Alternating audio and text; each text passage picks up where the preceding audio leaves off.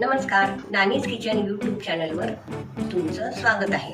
आज मी तुम्हाला पौष्टिक डिंक लाडू कसे बनवायचे त्याची रेसिपी दाखवते। आता मी डिंक लाडूचा मसाला ड्रायफ्रुट्स मध्ये मी बदाम 1 वाटी घेतले, 10-15 खारीक घेतले, ते सगळे तळून घेतले।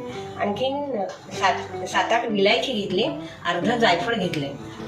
नंतर मी आता डिंक सुद्धा तळून घेतलेला आहे तुपामध्ये, चांगल्या तुपामध्ये, साजूक तुपामध्ये डिंक सुद्धा तळून घेतलेला आहे लाडूमध्ये घालण्यासाठी। आता हे मी मिक्सरला लावते, याची बारीक पूड करते। आता हे मी वाळलेलं खोबरं बारीक खिसून घेतलेलं आहे। ह्याचं माप म्हणजे 5 ग्लास खीस आहे, तर त्याला 2 ग्लास साखर घालायचं आणि नंतर मग साखरेचा पक्का पाक करायचा आणि त्यात हे सर्व साहित्य घालायचं।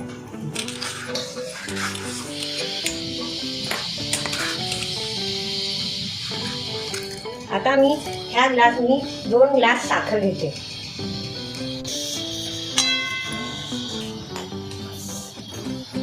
साखर भिजेपर्यंत पाणी घालून टाकायचं।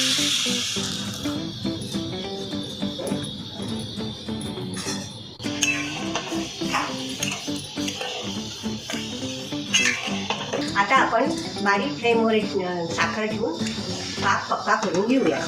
बघा, मी जे बदाम वगैरे दाखवले ते तळून घेतलेले, ते आता असं मी मिक्सरमध्ये काढून घेतलेलं आहे। आता ह्याचबरोबर मी डिंक सुद्धा मिक्सरमधून काढून घेते।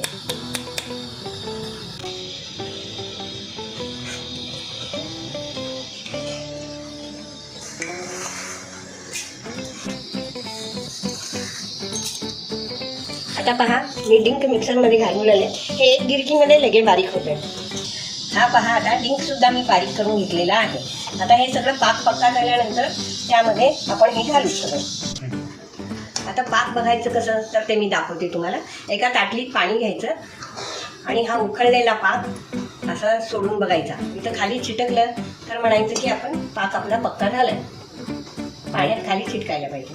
मग आता हा आपला पाक पक्का झालेला आहे। आता ह्या पाकात आपण सगळे मिक्सरमधून काढलेले खारीक, बदाम वगैरे घालून आले।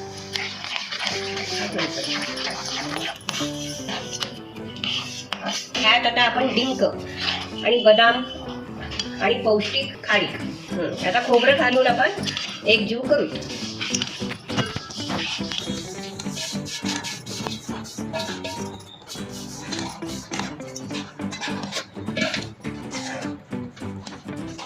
बघा, आता हा कसं एक जीव झालेला आहे, पाक सुद्धा पक्का झालेला आहे। थंड झाल्यावर लाडू वळूया। खूप पौष्टिक लाडू आहेत, लहान मुलांसाठी खूप पौष्टिक लाडू आहेत हे, आणि रोज एक लाडू दिलं तरी मुलांना चांगलंच आहे। मुलं आवडीने खाऊ शकतात हे लाडू। आता हे थंड झाल्यानंतर आपण याचे लाडू वळूया। हे पहा, आपण हे सगळं मिक्स करून घेतलेलं साखरेच्या पाकातलं आता हे थंड होत आलेलं आहे, त्यामुळे हे घट्ट झालंय। आता ह्याचे आपण लाडू वळू शकतो। थंड झाल्यामुळे किती सहज लाडू बसायला लागलेले आहेत।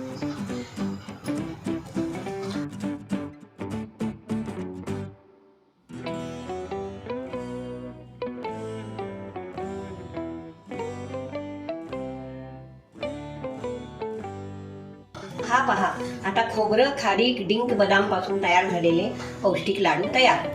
जर हा व्हिडिओ तुम्हाला आवडला तर लाईक करा आणि अशाच अनेक रेसिपी बघण्यासाठी चॅनलला सबस्क्राईब करा।